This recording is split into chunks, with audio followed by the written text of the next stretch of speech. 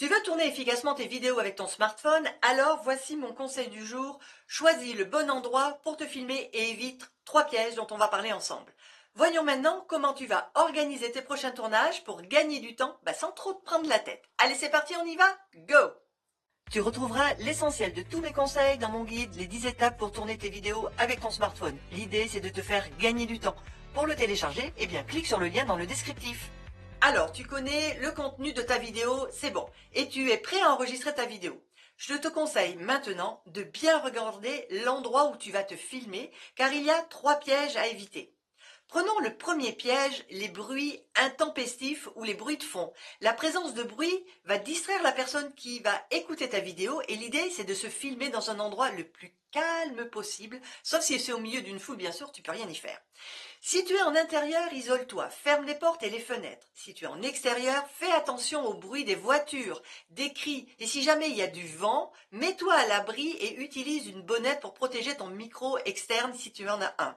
Le deuxième piège, c'est la lumière. C'est super important car ton smartphone, il a besoin de faire des images les plus nettes possibles et pour cela, il calcule l'arrivée de lumière sur le capteur en permanence. Donc en premier, tu vérifies que tu n'es pas à contre-jour. Et ça, c'est valable dedans comme dehors. Dis-toi bien que le contre-jour, lui, ton smartphone, il déteste et que du coup, si tu n'es pas assez éclairé, après au montage, ça va être très compliqué à rattraper.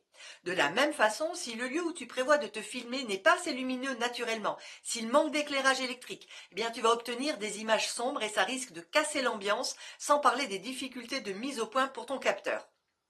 Si tu es en intérieur, tu peux utiliser des éclairages, des lumières électriques type spot LED et tu vas les ajuster pour qu'ils t'éclairent bien ainsi que les éléments de ton décor en arrière-plan. Vérifie que les spots qui t'éclairent ne créent pas une ombre sur le mur derrière toi. Si c'est le cas, tu vas devoir ajouter un éclairage que tu places dans ton dos et qui est dirigé vers le mur. Le truc le plus difficile, je trouve, c'est si tu portes comme moi des lunettes. Il y a toujours un reflet dans les verres. Donc, il faut arriver à placer les lumières sur les côtés de façon à ce qu'elles fassent leur job, sans toutefois trop se refléter dans tes verres.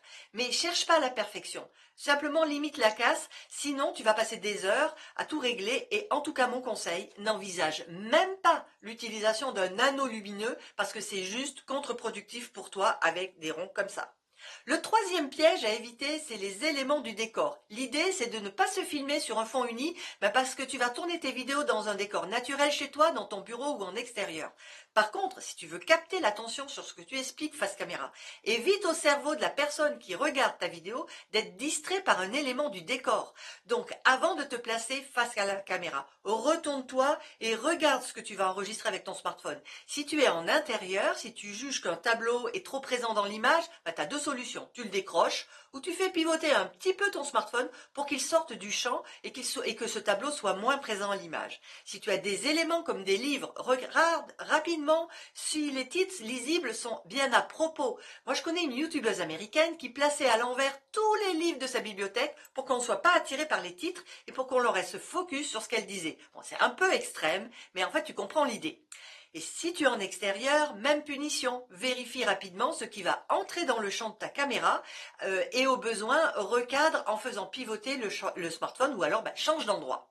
Je dis toujours que nos vidéos doivent être authentiques et naturelles, mais ça ne veut pas dire de ne pas contrôler les éléments qui n'ont rien à faire lors de l'enregistrement. Je te rappelle que ton objectif, c'est de conserver l'attention sur toi et sur ce que tu dis le plus longtemps possible. Alors, te tire pas une balle dans le pied parce que tu n'as simplement pas juste pris le temps de vérifier ton décor. Ces conseils t'ont été utiles? Est-ce que toi aussi tu es déjà tombé dans un de ces 3 pièges? N'hésite pas à me le dire dans un des commentaires pour qu'on puisse venir à échanger ensemble. Et si tu as aimé cette vidéo, pense aussi à me mettre un pouce parce que ça fait toujours plaisir. Tu retrouveras l'essentiel de mes conseils dans mon guide Les 10 étapes pour tourner tes vidéos avec ton smartphone. Il est là pour te faire gagner du temps. Et à la fin du guide, il y a une autre surprise qui t'attend. Alors télécharge-le maintenant. Et si tu veux d'autres conseils en vidéo pour tourner et monter avec ton smartphone, clique sur cette miniature et je te dis à bientôt. Salut!